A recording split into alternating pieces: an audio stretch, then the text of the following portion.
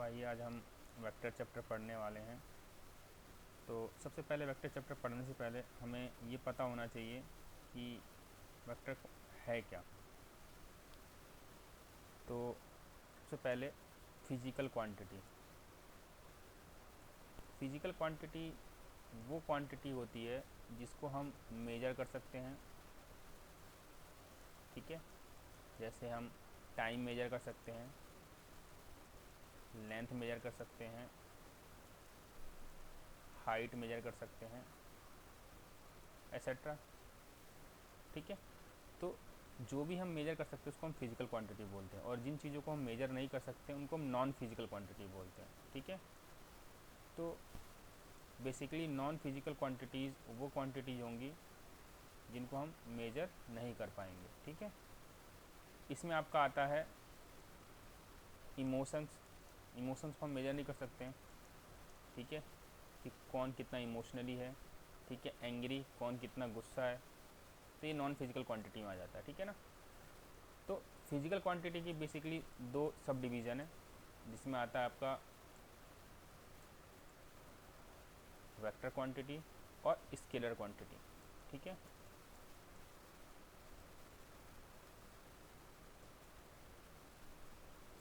Vector quantity और scalar quantity.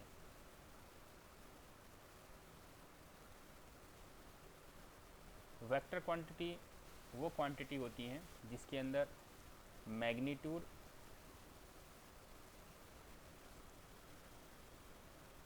Plus direction दोनों होता है। एग्जाम्पल देखते हैं। जैसे आप किसी को कोई रास्ता बता रहे हो, किसी की पोजीशन बता रहे हो,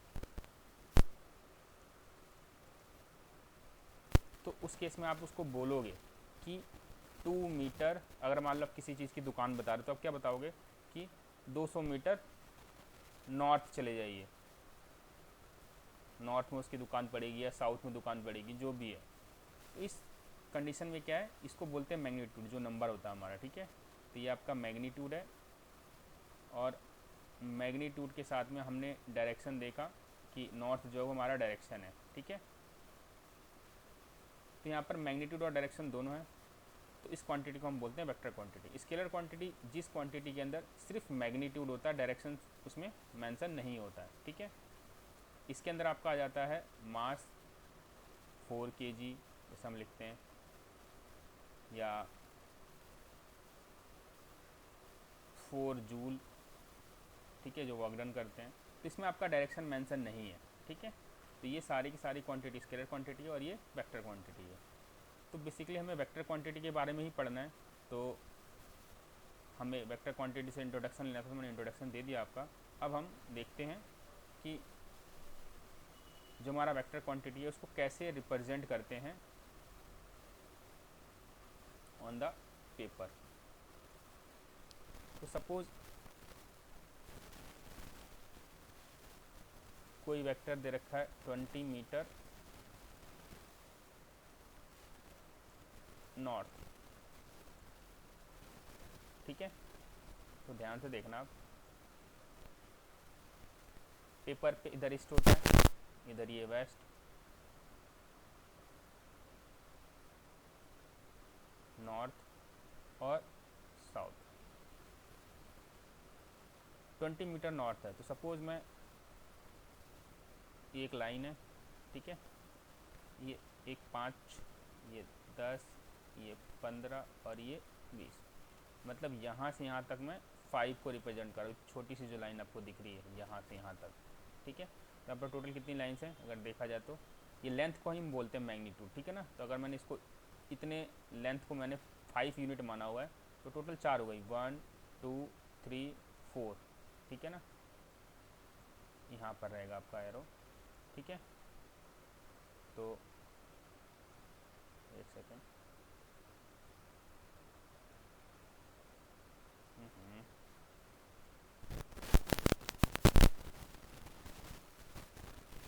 सपोज ये है, तो 1 2 3 4, ठीक है। तो अगर मैंने इतने यूनिट को 5 माना हुआ है, तो यहाँ से यहाँ तक पूरा टोटल कितना होगा हमारा 20, ठीक है। 20 मीटर नॉर्थ। अब मुझे इसको पेपर में रिप्रेजेंट करना है, तो 20 मीटर नॉर्थ हम देखेंगे नॉर्थ किस साइड है, तो ये 1 2 3 4, यानी ये आपका आ गया 20 मीटर नॉर्थ डायरेक्शन में वेक्टर जो है हमारा। ठीक है, या आप इन लाइंस को रिप्रेजेंट नहीं भी करोगे, सिंपली आप ऐसे ही बना दोगे तो भी ये 20 मीटर नॉर्थ माना जाएगा। ठीक है,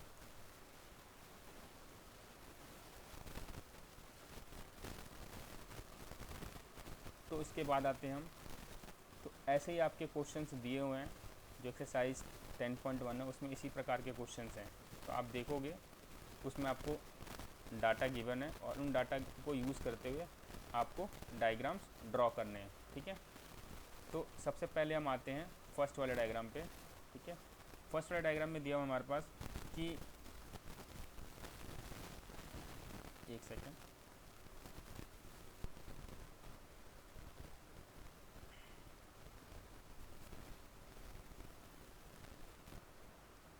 इससे पहले हम एक एग्जांपल देख लेते हैं। सपोज एग्जांपल नंबर फर्स्ट में दिया हुआ है, इसने बोला है कि represent graphically a displacement 40 kilometre, हमें डिस्प्लेसमेंट को दिखाना है।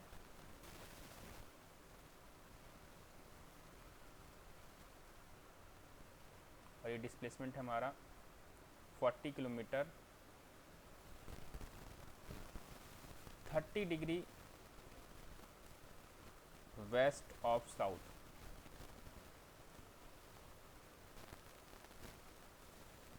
सबसे पहले हम लाइन खींचते हैं और ये ईस्ट है हमारा, वेस्ट,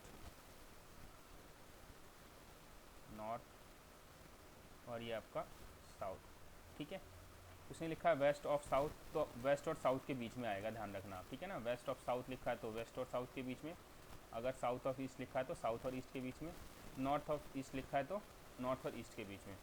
ठीक है, तो सबसे पहले 40 किलोमीटर है, तो मैं एक यहाँ पर मेंशन कर दूँगा कि एक जो यूनिट है हमारी, ये जो स्केल है, तो स्केल बोलते हैं, वो 10 किलोमीटर के इक्वल है।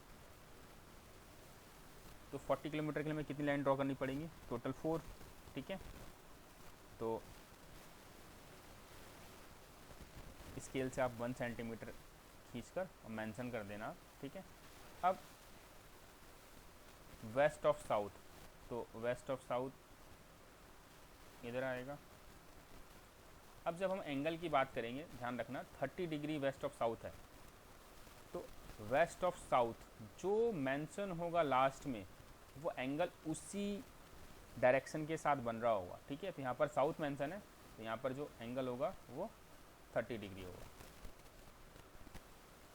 ठीक है, और सेम लेंथ जो आपने ली होगी वो मेजर करके 1 2 3 और जहाँ पर होगा वहाँ पर आप ऐसे एरो बना देना। ठीक है ना, फोर्थ वाली लाइन, ये हो गया आपका 40 किलोमीटर।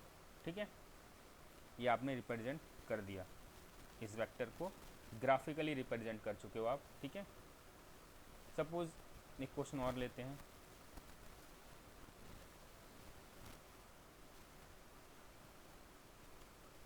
अगर मान लो ऐसे मेंशन हो, एक जस्ट एग्जांपल ले लेते हैं कि फोर्स है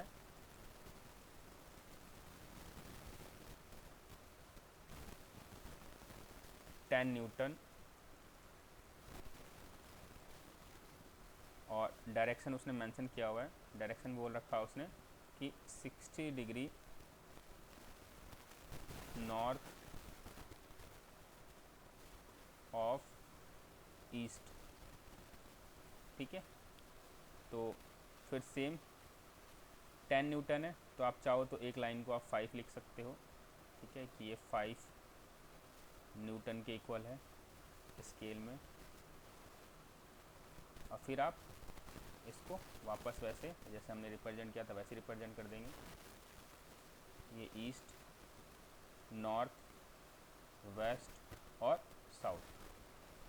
ठीक है, अब इसने बोला है नॉर्थ और ईस्ट, तो हमने देखा नॉर्थ और ईस्ट ये रहा, ठीक है, और ईस्ट के साथ एंगल बनेगा और 60 डिग्री, तो आप इस हिसाब से बनाना कि 60 डिग्री वो लगना भी चाहिए, ठीक है। तो ये 60 डिग्री हमने मेंशन कर दिया, और ये 10 है तो ये 2 यूनिट स्केल से मेजर करके 1 और एक ये 2, तो आप यहीं पर एरो बनाना, ठीक है, इसको रब कर देंगे, ठीक है। तो ये आ गया आपका 10 न्यूटन। क्लियर। अब बात करते हैं हम उन वेक्टर टाइप्स ऑफ वेक्टर की, ठीक है। सबसे पहले इस वेक्टर को हम ज़रा 3 डायमेंशनली रिप्रेजेंट करते हैं और देखते हैं 3 डायमेंशनल में हमारा क्या होगा। 3 डायमेंशनली अगर हम बात करते हैं तो हमारे पास हमेशा 3 एक्सिस रहता है, ठीक है। एक होता है एक्स एक्सिस, एक होता है वाई एक्सिस और एक होता है जेड एक्सिस, आपको ये पता ही होगा। ये एक्स एक्सिस, ये वाई एक्सिस और ये जेड एक्सिस, एक्स, ये वाई और ये जेड एक्सिस।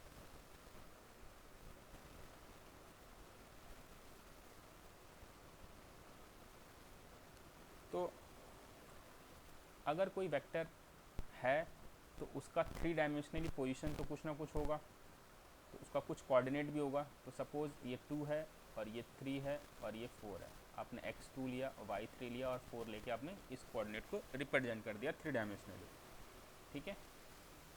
तो x का जो है हमारा वो क्या कंपोनेंट है 2, तो x के कंपोनेंट को हम मेंशन करते हैं i, तो इस वेक्टर को लिखूंगा मैं 2i। y का कंपोनेंट क्या है 3, तो 3j, और z का कंपोनेंट क्या है 4, तो 4k। ये हमारा एक वेक्टर आ गया, ठीक है। सपोज़ कोई दूसरा कोऑर्डिनेट होता, x होता 4, y होता -6 और z होता 3, ठीक है। तो इस वेक्टर को अगर मुझे रिप्रेजेंट करना होता तो मैं लिखता b 4i -6j + 3k, ठीक है।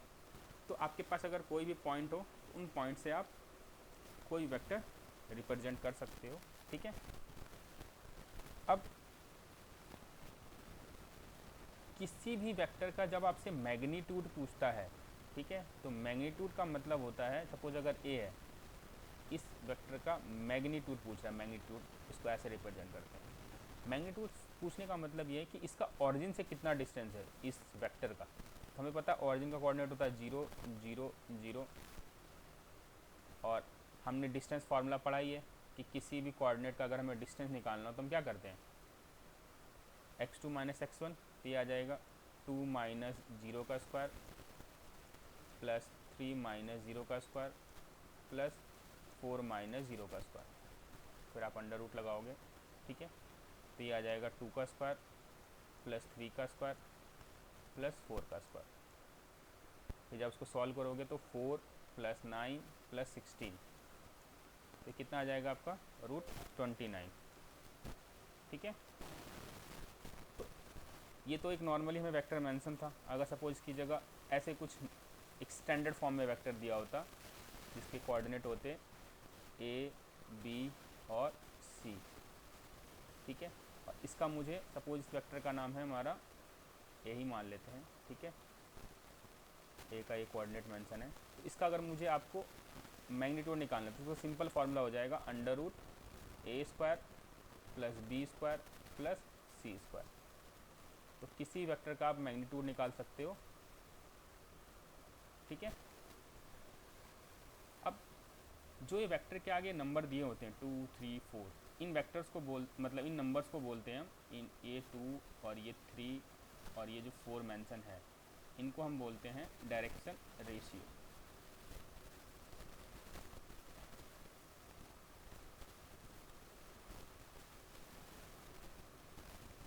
ठीक है।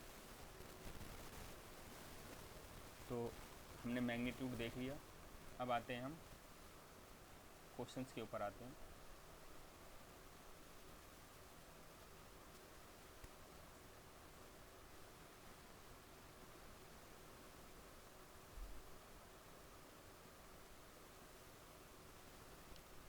हमारे पास एक्सरसाइज दिया हुआ है 10.1। पहले हम 10.1 सॉल्व कर लेते हैं। अच्छा, इससे पहले एक चीज़ और, ज़रा वेक्टर के टाइप्स जान लेते हैं, कितने टाइप के वेक्टर होते हैं हमारे। ठीक है, सबसे पहले अगर हम बात करते हैं टाइप्स ऑफ वेक्टर में, तो पहले आता है हमारा zero vector. Types of vector में फर्स्ट आता है हमारा जीरो वेक्टर। जीरो वेक्टर वो वेक्टर होते हैं जिनका initial and terminal point coincide करता है। इनिशियल और टर्मिनल पॉइंट का मतलब है कि अगर सपोज एक वेक्टर ये है तो इसको बोलते हैं टेल, इसको बोलते हैं हेड। ठीक है, तो हेड को हम बोलते हैं टर्मिनल पॉइंट,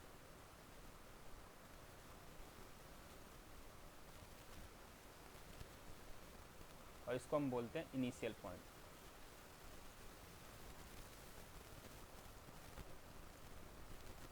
तो अगर इनिशियल पॉइंट और टर्मिनल पॉइंट एक दूसरे पे कोइंसाइड नहीं करेंगे तो ऑलरेडी सी बात है वो आगे की तरफ प्रोसीड करेगा, और कोइंसाइड करेंगे तो क्या होगा, वो एग्जिस्ट ही नहीं करेगा। तो इसलिए उस वेक्टर को हम बोलते हैं जीरो वेक्टर। ठीक है, जब इनिशियल पॉइंट और टर्मिनल पॉइंट दोनों को दोनों कोइंसाइड करते हैं। ठीक है ना, यहाँ लिख दे रहा हूँ मैं, अ वेक्टर whose initial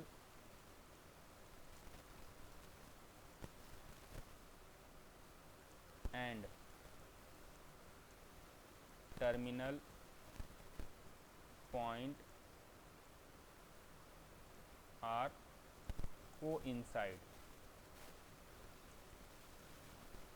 ठीक है, इस वेक्टर को हम ऐसे रिप्रेजेंट करते हैं। ठीक है, इसको नल वेक्टर भी बोलते हैं, ध्यान रखना, और जीरो वेक्टर भी बोलते हैं। ठीक है, अब बात करते हैं यूनिट वेक्टर। यूनिट वेक्टर वो वेक्टर होते हैं जिनका मैग्नीट्यूड 1 होता है। जिनका मैग्नीट्यूड 1 होने का मतलब है कि उनका ऑरिजिन से जो डिस्टेंस होगा वो 1 होगा। ठीक है, लिख देता हूँ मैं, अ वेक्टर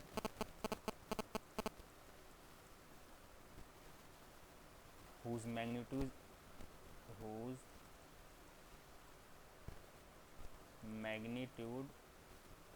is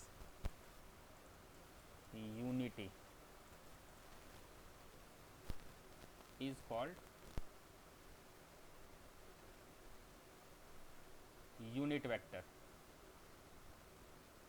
ठीक है, जिस वेक्टर का सपोज अगर कोई वेक्टर ए है, ठीक है, और उसका मैग्नीट्यूड आपने निकाला और 1 आ रहा है, तो हम ए को क्या बोलेंगे, A is a unit vector. ठीक है, और यूनिट वेक्टर को हम ऐसे रिप्रेजेंट करते हैं, ए के ऊपर ऐसे कैप लगा के। ठीक है, ये हमारा यूनिट वेक्टर है। ठीक है, अब आते हैं इसके बाद हम नेक्स्ट वेक्टर पे, जिसका नाम है हमारा कोलिनियर वेक्टर। ठीक है,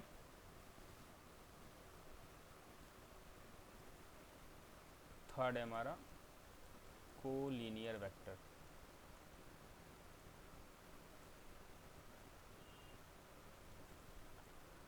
कोलिनियर वेक्टर की अगर हम बात करते हैं तो सबसे पहले ये वो वेक्टर होंगे जो या तो पैरेलल होंगे।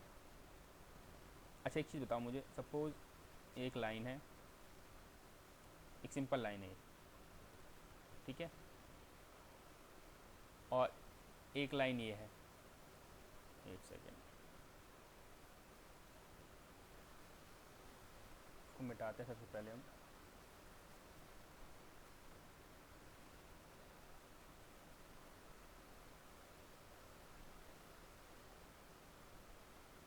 देखो, कोलिनियर वेक्टर की जब हम बात करते हैं तो collinear vector,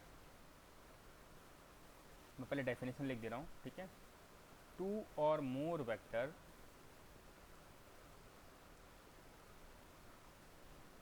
are said to be collinear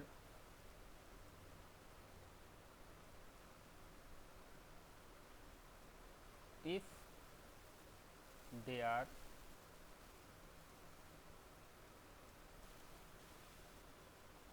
parallel to the same line,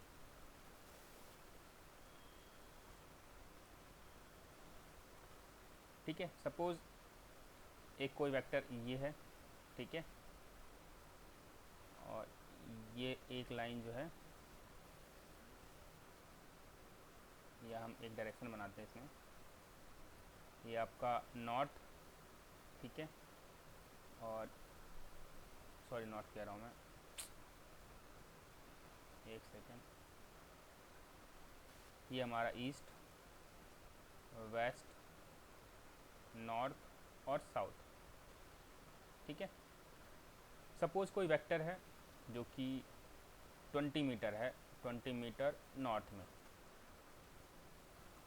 तो 20 मीटर नॉर्थ अगर हम देखते हैं तो एक यूनिट ये 10 की है, तो ये पूरा हमारा कितना होगा, 20 होगा। तो अगर मुझे इसमें रिप्रेजेंट करना होगा तो ये 20 मीटर आ गया, ठीक है। यहाँ से ये 20 मीटर नॉर्थ हो गया, ठीक है ना। अब सपोज 20 मीटर नॉर्थ के बाद 30 मीटर भी नॉर्थ दिया हुआ है, तो मैं एक दूसरा वेक्टर बनाऊंगा, उसको मैं सपोज किसी दूसरे कलर से बना लेता हूँ।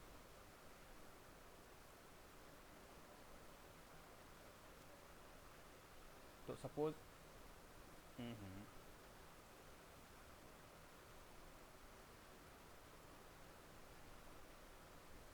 सपोज इस बार जो वेक्टर है ये इस तरीके का है, ठीक है। तो यहाँ तो वापस वही रहेगा, ये भी वापस वही रहेगा। अब इस बार ये यहाँ आ गया, पहले 20 था, अभी कितना हो गया, यहाँ से यहाँ तक 30 हो गया। तो ये देखा जाए तो ये वेक्टर एक दूसरे वेक्टर के ऊपर लाई कर रहा है, ठीक है। तो ये दोनों वेक्टर कोलिनियर है, लेकिन आपको उसको प्रूफ करना हो तो सपोज एक रेस्पेक्ट लाइन ले लिया हमने, ये, ठीक है, लिखा ना यहाँ पर टू और मोर, मैंने पूरा लिखा नहीं है, 2 और मोर वेक्टर, ठीक है। 2 or more vector are set to be a collinear if they are parallel to the same line. तो मैंने देखा एक सपोज एक लाइन मैंने रेस्पेक्टिवली यहाँ पर खींचा, तो देखा ये वेक्टर भी इसके पैरेलल है और यही वेक्टर इसके भी पैरेलल है, तो इस हिसाब से ये दोनों को दोनों क्या होंगे, कोलिनियर वेक्टर होंगे। क्लियर। तो कोलिनियर वेक्टर वो वेक्टर होते हैं जिनका डायरेक्शन सेम होना चाहिए, ठीक है, और वो एक पर्टिकुलर लाइन के दोनों पैरेलल होने चाहिए। अगर हम उसके रेस्पेक्ट में कोई लाइन खींचते हैं तो दोनों वेक्टर उस लाइन के पैरेलल होने चाहिए, ठीक है। तो हम कहेंगे कि वो जो वेक्टर गिवन है वो हमारा कोलिनियर है, ठीक है। अब आते हैं हम नेक्स्ट वेक्टर पे। नेक्स्ट वेक्टर है आपका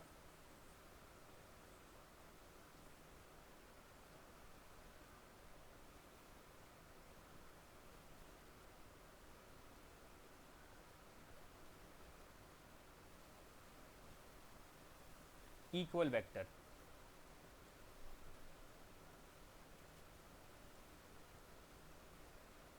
इक्वल वेक्टर तभी होता है जब दोनों वेक्टर, सपोज अगर मान लो ये 20 मीटर नॉर्थ लिखा है, ठीक है, और मैंने सपोज ये नॉर्थ, ईस्ट, वेस्ट, नॉर्थ और साउथ, ठीक है, 20 मीटर सपोज यहाँ पर आता है। नॉर्थ कहाँ बना रहा हूँ मैं, एक सेकेंड। इस डायग्राम को हटाते हैं, हम दूसरा डायग्राम बनाते हैं। सपोज यहाँ बना लेते हैं डायग्राम, ये डायग्राम आपका गलत है। तो ये ईस्ट, वेस्ट और नॉर्थ, साउथ, और आपके पास दिया 20 मीटर नॉर्थ, ठीक है। तो 20 मीटर सपोज अगर ये 10 मीटर है तो ये आ गया 20 मीटर यहाँ पर, ठीक है।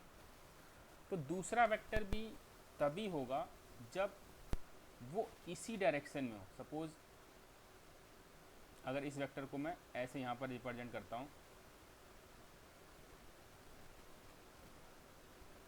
ये 20 मीटर है, ठीक है, सेम इसी डायरेक्शन में दूसरा ही वेक्टर होगा और सेम मैग्नीट्यूड होना चाहिए, मैग्नीट्यूड में कोई चेंजेस नहीं होने चाहिए, ठीक है ना। ये भी देखा तो मैंने 20 है। अगर सपोज ये और मैं ऐसे खींच देता हूँ, इस केस में इसका डायरेक्शन अलग हो गया, ठीक है। मैग्नीट्यूड तो सेम है, ये भी 20 है, ये भी 20 है, लेकिन इस केस में क्या होगा कि हमारा जो वेक्टर है वो इक्वल वेक्टर नहीं होगा। इक्वल वेक्टर तभी होगा, सपोज मैं एक एग्जांपल देता हूँ आपको। ए है 2i + 3j + 4k, तो दूसरा वेक्टर इक्वल तभी होगा जब i का जो कंपोनेंट है वो भी उसका वही होना चाहिए, j का जो कंपोनेंट है वही होना चाहिए वो भी, और k का जो कंपोनेंट है वही होना चाहिए, ठीक है। तो ये दोनों वेक्टर इक्वल होंगे, क्यों? क्योंकि यहाँ पर each and every component equal है, ठीक है। और इसका जब आप मैग्नीट्यूड निकालोगे तो भी सेम आएगा, ठीक है। अब आते हैं हम नेगेटिव वेक्टर में। नेगेटिव वेक्टर मैग्नीट्यूड में तो इक्वल होते हैं लेकिन डायरेक्शन अपोजिट होता है। सपोज अगर ये आपका मान लेते हैं 20,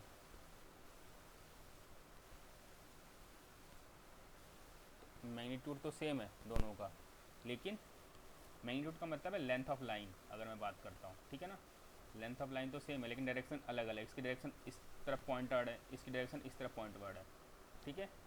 तो ये दोनों वेक्टर जो होंगे वो नेगेटिव वेक्टर होंगे, ठीक है ना। तो अगर सपोज आपके पास कोई एक वेक्टर दिया है 2i + 2j + 3k और बोल रहा है इसका नेगेटिव वेक्टर लिखिए, तो नेगेटिव वेक्टर होगा इसका माइनस साइन लगा देंगे, -2i -2j -3k, minus sign से मल्टीप्लाई हो जाएगा।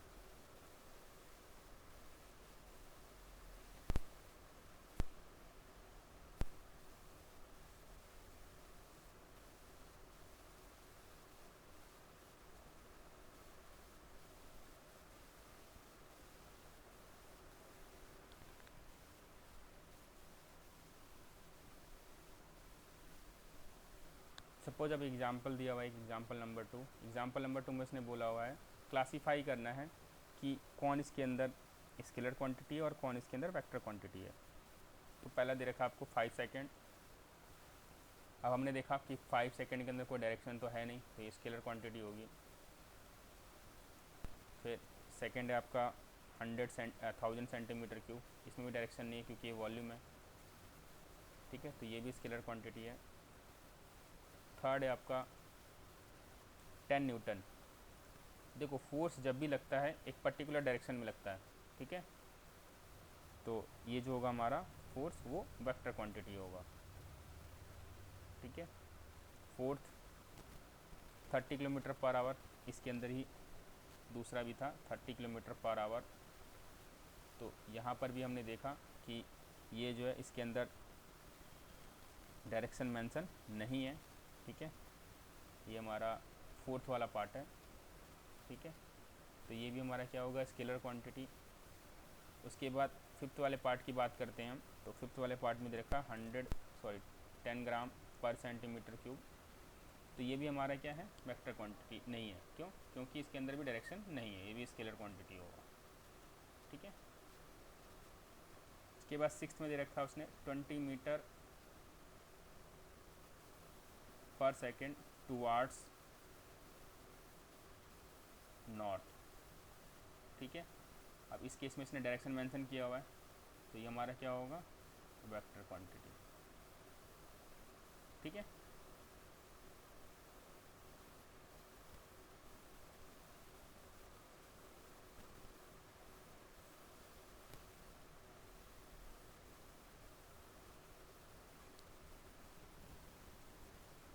अब हमारे पास कुछ वेक्टर मेंशन है और उन वेक्टर्स में हमें बताना है कि कौन से वेक्टर कोलिनियर हैं, कौन से वेक्टर इक्वल हैं और कौन से वेक्टर को इनिशियल हैं, ठीक है। तो सबसे पहले हमारे पास डायग्राम मेंशन है, इस तरीके के कुछ डायग्राम मेंशन है।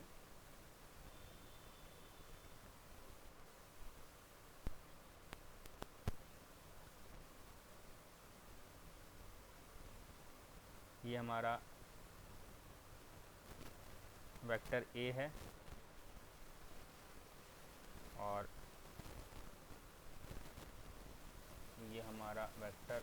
बी है, जिस तरफ डायरेक्शन होती है उसी डायरेक्शन में हम एरो लगाते हैं, ध्यान रखना। ये वेक्टर हमारा सी है, ठीक है। ये वेक्टर हमारा डी है। तो अब इसने पूछा पहला first collinear vector. Collinear vector की अगर हम बात करते हैं तो वो वेक्टर जो एक पर्टिकुलर लाइन के पैरेलल हो। तो सपोज अगर मैं यहाँ पर लाइन खींचता हूँ, ठीक है, तो इस लाइन के पैरेलल ये भी है, ये भी है और ये भी है। इस हिसाब से ए वेक्टर, सी वेक्टर और डी वेक्टर ये क्या होंगे, कोलिनियर होंगे। क्लियर। दूसरा इक्वल वेक्टर। इक्वल वेक्टर का मतलब होता है जिनका डायरेक्शन भी सेम होना चाहिए और मैग्नीट्यूड भी सेम होना चाहिए। तो हमने देखा कि इस वेक्टर का डायरेक्शन अपवर्ड है, इसका भी अपवर्ड है और दोनों का सेम लेंथ है, यानी सेम मैग्नीट्यूड है। तो इस हिसाब से जो इक्वल वेक्टर होंगे, देखो ये वेक्टर का मैग्नीट्यूड भी अलग है और डायरेक्शन भी अलग है, तो ये वेक्टर नहीं होगा, ठीक है ना। इक्वल वेक्टर हमारा क्या होगा, ए एंड सी। दूसरी चीज़, ये जो बी का जितना मैग्नीट्यूड है उतना ही मैग्नीट्यूड डी का भी है, लेकिन ये इन दोनों का डायरेक्शन डिफरेंट है। इसका डायरेक्शन इस तरफ पॉइंटवर्ड है, इसका डायरेक्शन डाउनवर्ड पॉइंटवर्ड है, ठीक है ना। तो ये वेक्टर इक्वल नहीं है। इक्वल वेक्टर का मतलब ये कि उसका मैग्नीट्यूड के साथ साथ डायरेक्शन भी सेम होना चाहिए, ठीक है। थर्ड, को इनिशियल वेक्टर। को इनिशियल वेक्टर वो वेक्टर होते हैं जिनका एक ही इनिशियल पॉइंट होता है। को इनिशियल वेक्टर, तो मैंने देखा इस पॉइंट से ये वेक्टर भी इनिशिएट हुआ है, इस पॉइंट से ये भी वेक्टर इनिशिएट हुआ है और इसी पॉइंट से ये वाला वेक्टर भी इनिशिएट हुआ है। इसका मतलब वेक्टर बी, सी और डी जो होंगे वो क्या होंगे, को इनिशियल वेक्टर होंगे। क्लियर। तो इसके साथ हमारे जितने भी एग्जाम्पल थे वो सब खत्म हो चुके हैं। अब हम आते हैं एक्सरसाइज पे।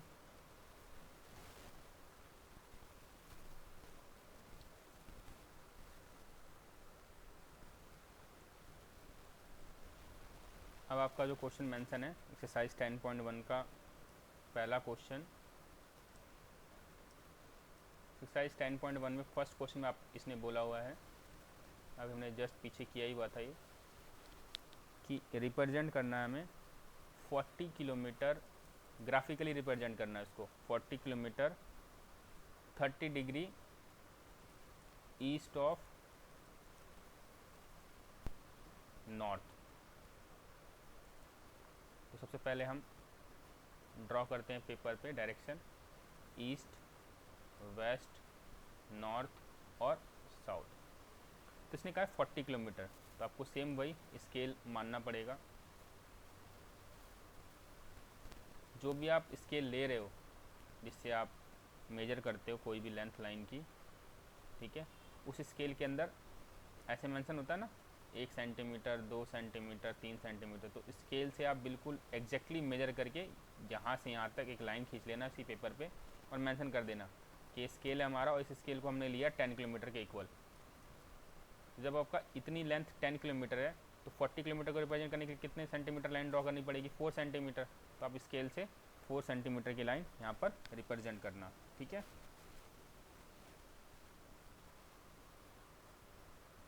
एक, 2, 3, 4, अगर ये नॉर्थ होता तो, लेकिन यहाँ पर इसने क्या मेंशन किया हुआ है, 30 डिग्री ईस्ट ऑफ नॉर्थ। तो ईस्ट और नॉर्थ के बीच में आएगा। और किसके साथ एंगल बनेगा, मैंने आपको जस्ट उसी टाइम बताया था कि जो भी लास्ट में मेंशन हो नॉर्थ के साथ। तो मैं यहाँ पर एक लाइन खींचता हूँ 4 सेंटीमीटर का और मेंशन करूँगा 1, 2, 3 और ये 4। जब स्केल से मेजर करोगे तो बराबर यहीं पर आप ऐसे मेंशन कर देना एरो, ठीक है, कि ये हमारा क्या है, और 30 डिग्री एंगल किसके साथ, नॉर्थ के साथ, ठीक है। और ये हमारा हो गया जो वेक्टर दिया था उसने 40 kilometre 30 degree east of north, हमने पेपर में रिप्रेजेंट कर दिया। अब एक question number second. Question number second में उसने बोला हुआ है, आप देखोगे तो क्लासीफाई करना है, और इस टाइप के क्वेश्चन हमने अभी पीछे किए भी हैं। स्केलर और वेक्टर मेंशन करना है। तो क्वेश्चन नंबर सेकंड में फर्स्ट है हमारा 10 kg, तो इसके अंदर डायरेक्शन नहीं है, तो सिंपली ये स्केलर क्वांटिटी होगा। ठीक है। सेकंड है आपका 2 मीटर नॉर्थ वेस्ट, तो ऑलरेडी सी बात है, इसके अंदर डायरेक्शन आ गया आपका, तो जिसमें डायरेक्शन आ जाता है हमारा वो वेक्टर क्वांटिटी हो जाता है, तो ये वेक्टर क्वांटिटी हो गया। ठीक है। उसके बाद नेक्स्ट दिया हुआ है हमारे पास 40 डिग्री। ठीक है। अब एंगल है, इसमें भी कोई डायरेक्शन मेंशन नहीं है, क्योंकि 40 डिग्री आप किधर भी रिप्रेजेंट कर सकते हो, कोई पर्टिकुलर डायरेक्शन नहीं है, तो ये भी हमारा क्या होगा, स्केलर क्वांटिटी। फिर जो हमारा फोर्थ वाला है, फोर्थ क्वेश्चन मतलब 10.1 का फोर्थ पार्ट में उसने बोला हुआ है कि 40 वाट। अब 40 वाट के अंदर भी हमने देखा डायरेक्शन मेंशन नहीं है, तो ये भी हमारा क्या होगा, स्केलर क्वांटिटी। फिफ्थ की अगर हम बात करते हैं तो फिफ्थ वाले मेंशन है 10⁻⁻19 कूलम, इसमें भी डायरेक्शन मेंशन नहीं है, तो ये भी हमारा क्या होगा, स्केलर क्वांटिटी। ठीक है। फिर एक और पार्ट है हमारा 6, इसमें उसने लिख रखा है 20 मीटर पर सेकंड स्क्वायर। अब 20 मीटर पर सेकंड स्क्वायर है, तो ये यूनिट आपने 10th में पढ़ा होगा, किसकी यूनिट है ये, एक्सेलरेशन की। और एक्सेलरेशन कौन सी क्वांटिटी होती है, वेक्टर। ठीक है। कुछ क्वांटिटी ऐसी होती हैं जिसमें आपको डायरेक्शन मेंशन नहीं करेगा, लेकिन आपको क्वांटिटी पता होनी चाहिए, जैसे ये एक्सेलरेशन हो गया हमारा। ऐसी फोर्स है, फोर्स अगर लिखा ना 4 न्यूटन, तो आप तो बोलोगे इसके अंदर डायरेक्शन लिखा नहीं है, लेकिन हमें पता है कि फोर्स जो वेक्टर क्वांटिटी है। क्यों? क्योंकि फोर्स का जो फॉर्मूला है वो मास इंटू एक्सेलरेशन है, और एक्सेलरेशन कौन सी क्वांटिटी है, वेक्टर क्वांटिटी, इसलिए फोर्स भी हमारा वेक्टर क्वांटिटी है। ठीक है। अब आते हैं हम नेक्स्ट क्वेश्चन पे, क्वेश्चन नंबर 3 पे।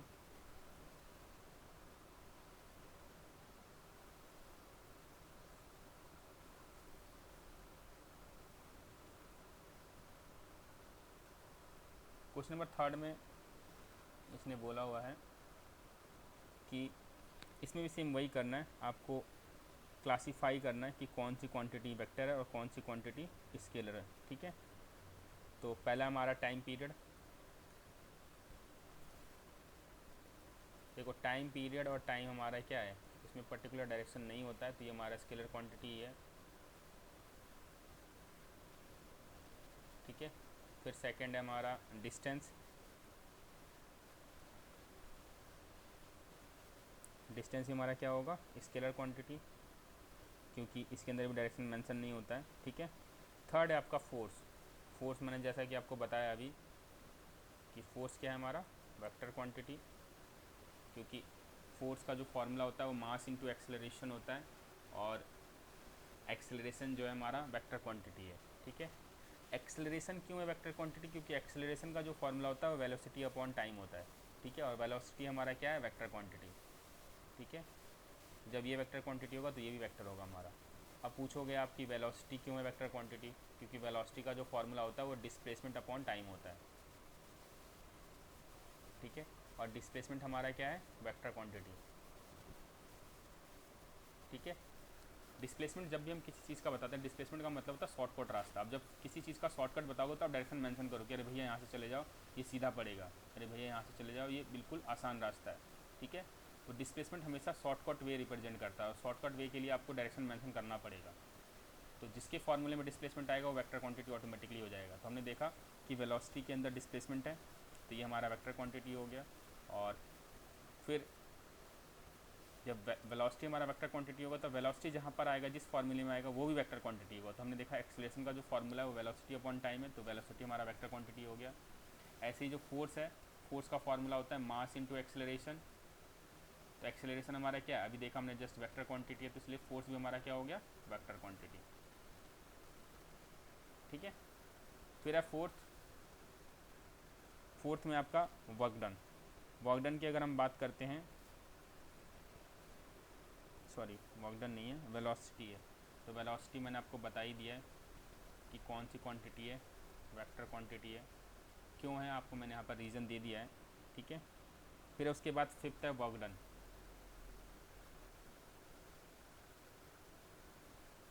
वर्क डन की अगर हम बात करते हैं तो वर्क का फॉर्मूला होता है फोर्स इनटू डिस्प्लेसमेंट।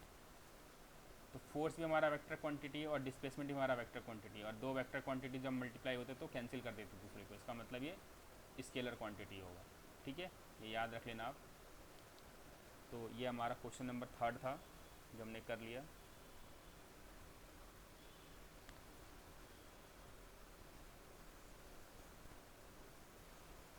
अब आते हैं हम नेक्स्ट अपने क्वेश्चन पे। नेक्स्ट जो क्वेश्चन है हमारा, नेक्स्ट क्वेश्चन में उसने बोला हुआ है कि सबसे पहले मैंने आपको टाइप ऑफ वेक्टर बता दिए, ठीक है। जब आपको टाइप ऑफ वेक्टर बता दिए हैं तो इस क्वेश्चन को करने में मेरे हिसाब से कोई दिक्कत नहीं होगी। इसमें इसने फिगर मेंशन किया हुआ है, एक स्क्वायर मेंशन किया हुआ है,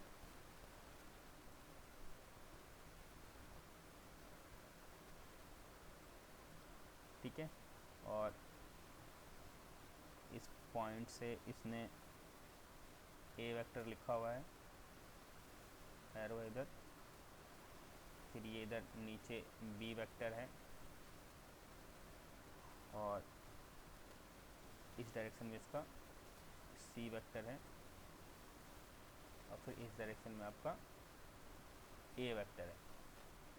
तो पहला इसने पूछा हुआ है कि को इनिशियल वेक्टर बताओ। को इनिशियल वेक्टर आपको पता ही है, जिसका इनिशिएशन पॉइंट सेम होता है। तो हमने देखा इस वेक्टर का, ये ए वेक्टर नहीं है, डी वेक्टर है, ठीक है ना। ए वेक्टर और डी वेक्टर का इनिशियल पॉइंट सेम है, तो ए एंड डी जो होंगे हमारे वो क्या होंगे, को इनिशियल वेक्टर, ठीक है, क्योंकि ये सेम पॉइंट से चालू हो रहे हैं हमारे। उसके बाद उसने बोला हुआ है इक्वल वेक्टर। इक्वल वेक्टर हमने पढ़ा था कि जिनकी डायरेक्शन भी सेम होनी चाहिए और मैग्नीट्यूड भी सेम होना चाहिए। तो हमने देखा ए इक्वल वेक्टर बताना है हमें,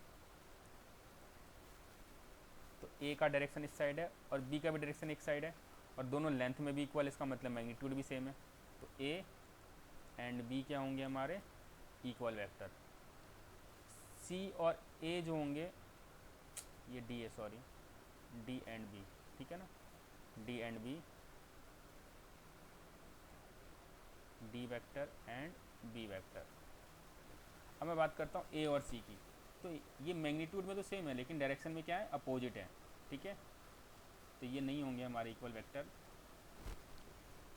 अब बात करते हैं कोलिनियर। कोलिनियर होने चाहिए लेकिन इक्वल नहीं होने चाहिए, ठीक है। तो कोलिनियर वेक्टर आपको पता ही है कि वो वेक्टर होते हैं जो किसी पर्टिकुलर लाइन के पैरेलल हो, लेकिन मैग्नीट्यूड डिफरेंट डिफरेंट हो सकता है, ठीक है। मे बी डायरेक्शन भी सेम इक्वल हो सकता है, या सेम हो सकता है, या अपोजिट हो सकता है। तो इसने कहा कोलिनियर होने चाहिए लेकिन वो इक्वल नहीं होने चाहिए। तो हमने देखा कि ये दोनों वेक्टर जो हैं वो एक पर्टिकुलर लाइन के पैरेलल है। ए अगर मान लो एक लाइन खींचता मैं, इसके पैरेलल ए भी होगा, इसके पैरेलल सी भी होगा, लेकिन दोनों की डायरेक्शन क्या है, अपोजिट है। तो यहाँ पर ए वेक्टर जो है ना, ए और सी, वो कोलिनियर है लेकिन वो इक्वल नहीं है, क्योंकि उनका डायरेक्शन अपोजिट है, ठीक है। थर्ड के बाद है नेक्स्ट क्वेश्चन 10.1 का फिफ्थ।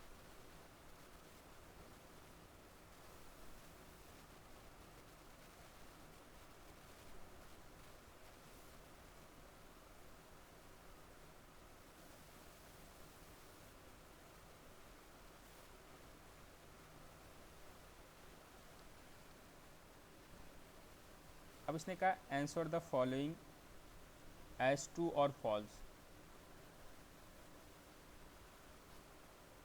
हमारे पास मेंशन है एक vector A and minus A, ये कह रहा है ये कोलिनियर है। तो लेट्स सी बात है, अगर ये ए है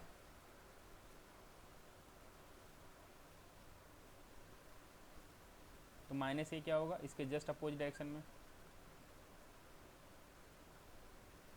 तो देखा जाए तो दोनों कोलिनियर है। क्यों? क्योंकि एक पर्टिकुलर लाइन मान लो अगर मैं खींचता हूँ, कोई एक लाइन खींचता हूँ, इस लाइन के तो दोनों पैरेलल है, ठीक है, तो ये ट्रू है हमारा, ठीक है ना, ये ट्रू है। क्यों? क्योंकि हमने देखा कि ये दोनों के दोनों वेक्टर जो हैं एक गिवन लाइन के पैरेलल हैं, ठीक है।